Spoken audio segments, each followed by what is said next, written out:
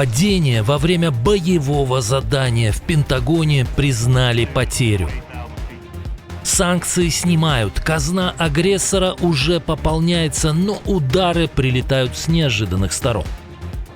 В Москве боятся заговора, зачистка продолжается, хозяин Кремля избавился от еще одного генерала. У Путина появился шанс не сидеть одному. В Гааге завели дело на еще одного диктатора. Стало известно, что случилось с премьером воюющей страны. Вражеские СМИ писали, что он ранен или даже убит. Слухи накануне референдума. Президент планирует уйти с поста досрочно? Досмотрите. Об этих и других событиях к вечеру пятницы 13 марта. Информация, которой можно доверять. В эфире «Нехта». Режим Аятол опять бьет по соседям. Иранский беспилотник атаковал Дубайский международный финансовый центр. После удара последовал громкий взрыв, а над городом повалил густой дым. В результате атаки никто не пострадал. Власти Эмирата сообщили, одно из зданий получило, цитируем, незначительное повреждение из-за падения, снова цитата, обломков успешно сбитого объекта. Был ли это дрон или ракета, не сообщается. Президент ОАЭ заявил, что страна находится в состоянии войны и готова защищать свою территорию. У ОАЭ толстая кожа и горькое мясо. Мы не легкая добыча. Я обещаю им, что мы выполним свой долг, потому что мы обязаны защищать наших родных и нашу страну. Накануне силы ПВО Объединенных Арабских Эмиратов перехватили 10 иранских баллистических ракет и 26 беспилотников. Всего с начала эскалации на Ближнем Востоке было уничтожено более 1500 иранских дронов и почти 300 ракет. Дональд Трамп пообещал продолжить удары по Ирану. В своем посте в соцсети он намекнул на скорую ликвидацию лидеров режима. Мы имеем беспрецедентную огневую мощь, неограниченное количество боеприпасов и много времени. Смотрите, что сегодня произойдет с этими безумными подонками. Они убивали невинных людей по всему миру в течение 47 лет. А теперь я, как 47-й президент Соединенных Штатов Америки, убиваю их. Какая это большая честь. Кто конкретно имеется в виду под термином «безумные подонки», Трамп не уточнил. Но чуть ранее журналисты Fox News спрашивали президента США о судьбе нового аятоллы. Хозяин Белого дома ответил, что Хаминеи-младший травмирован, но жив. Тем временем Центральное командование США, которое накануне опубликовало эффектные кадры уничтожения иранских военно-транспортных самолетов, теперь вынуждено признать свою первую потерю. Заправщик KC-135 потерпел крушение на западе Ирака во время выполнения боевого задания. Подтверждена гибель 4 из 6 членов экипажа. Поисково-спасательные работы продолжаются. Обстоятельства инцидента расследуются, однако потеря самолета не была вызвана вражеским или дружественным огнем. По данным Пентагона, с начала операции США и Израиля против Ирана погибли 7 американских военнослужащих, еще около 150 получили ранения.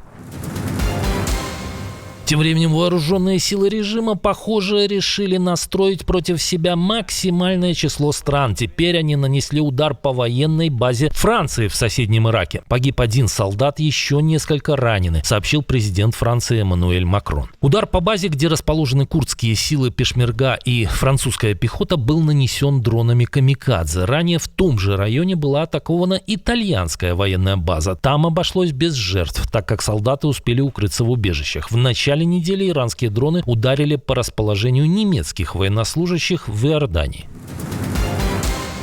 Вашингтон все-таки ослабил санкционную удавку. США временно сняли ограничения на продажи российской нефти и нефтепродуктов. Правда, касается эта мера только сырья, которое было загружено на суда до 12 марта. Лицензия от Минфина США действует только месяц, до 12 апреля. Цель этих послаблений – стабилизировать мировые энергетические рынки. Одновременно с этим США разрешили Индии покупать российскую нефть, находящуюся в море.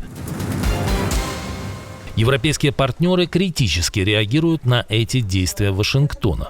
Я опасаюсь, что мы можем еще больше пополнить военные резервы Путина. Согласно расчетам Financial Times, российский бюджет уже получает порядка 110-160 миллионов дополнительных доходов в сутки благодаря скачку цен на нефть в результате войны на Ближнем Востоке. Как считают авторы издания, за 2 недели путинская казна заработала 1,5-2 миллиарда долларов, а со временным снятием американских ограничений пополнится еще больше.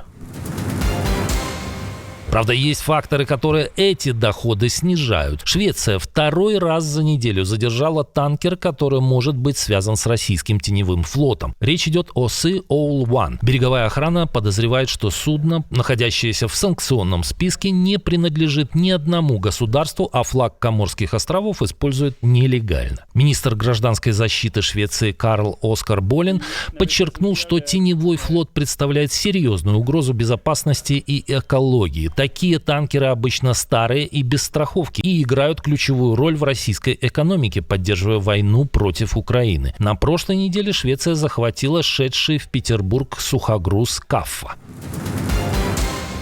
А еще один теневой корабль никто не захватывал, но, похоже, проблемы у него не менее серьезные. У берегов итальянского острова Лампедуза был замечен дрейфующий российский танкер без экипажа, на борту которого был замечен пожар. Предполагается, что это судно под названием «Юпитер». Танкер, предположительно, перевозит дизельное топливо и сжиженный газ. Этот инцидент произошел недалеко от места, где ранее было атаковано российское судно «Арктик Метагаз». Стало известно, что случилось с Биньямином Нетаньяху, которого недавно хоронили иранские и российские СМИ. Он воскрес. Израильский премьер-министр появился публично впервые за долгое время, и можно убедиться, что он не только жив, но и не ранен, как об этом писала пропаганда иранского и путинского режимов. Мы сокрушаем ядерную инфраструктуру, ракетно-пусковые установки, штабы репрессий, центры власти режима и многие другие цели. В то же время мы работаем над достижением другой цели – созданием условий для иранского народа, чтобы он мог свергнуть жестокий, тиранический режим, который угнетал его полвека.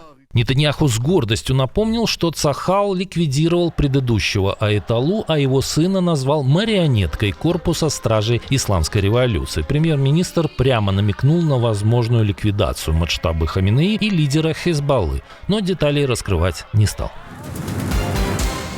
Очередное подтверждение, что у Киева есть на руках карты. Опыт и технология, приобретенные Украиной в противостоянии российской агрессии, теперь нужны многим. Сауди Арамко, крупнейший в мире экспортер нефти, обсуждает закупку украинских дронов для защиты своих нефтяных месторождений от атак иранских беспилотников, сообщает The Wall Street Journal. Компания ведет переговоры с украинскими производителями Skyfall и Wild Hornets, которые разрабатывают дроны-перехватчики. Саудовские власти также рассматривают закупку систем радиоэлектронной борьбы у украинской компании Phantom Defense. Интерес к украинским беспилотникам усилился после атак Ирана на энергетические объекты в Персидском заливе. Президент Владимир Зеленский ранее сообщил, что с просьбой о сотрудничестве к Киеву обратилось уже 11 стран, включая США и государства, соседствующие с Ираном.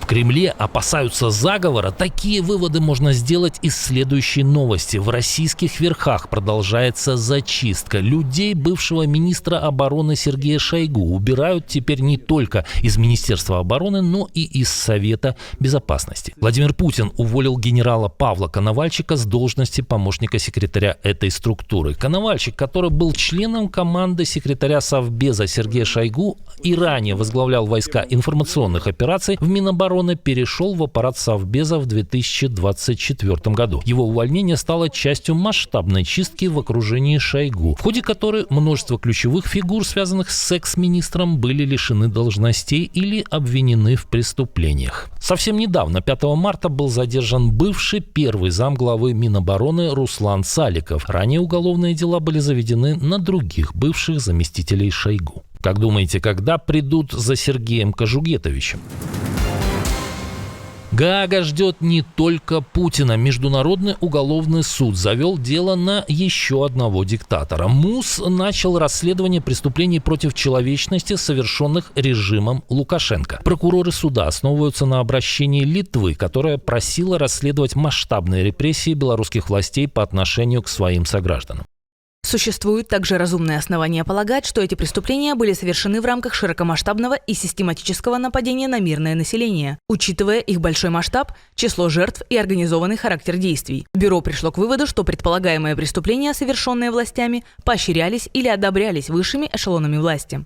Несмотря на то, что Беларусь не является участником Римского статута, следствие касается действий, происходивших на территории соседней Литвы, в частности, принудительных депортаций оппонентов режима. Пока фамилия Лукашенко не прозвучала, но следствие ведь только началось. Казахстан в шаге от конституционного референдума. Голосование пройдет в воскресенье, но кампанию ни прозрачной, ни демократичной не назвать. Она сопровождалась штрафами, задержаниями, удалением постов оппонентов власти и даже просто независимых наблюдателей. Что ждет страну после утверждения новой конституции? Если Назарбаев создавал суперпрезидентскую систему, то вот новая так называемая конституционная реформа, она просто делает эту суперпрезидентскую систему еще более, скажем так, масштабной, потому что значительно увеличивает полномочия главы государства и не создает систему сдержек и противовесов. Ранее 72-летний Касым-Жомарт Токаев заявил, что покинет пост президента в 2029 году. Но наблюдатели говорят, что новая конституция позволит ему обнулить предыдущие сроки, как это было в России. Одновременно по стране поползли слухи, что Токаев планирует уйти с поста даже раньше срока и будет пытаться стать генеральным секретарем ООН. Верите в такое?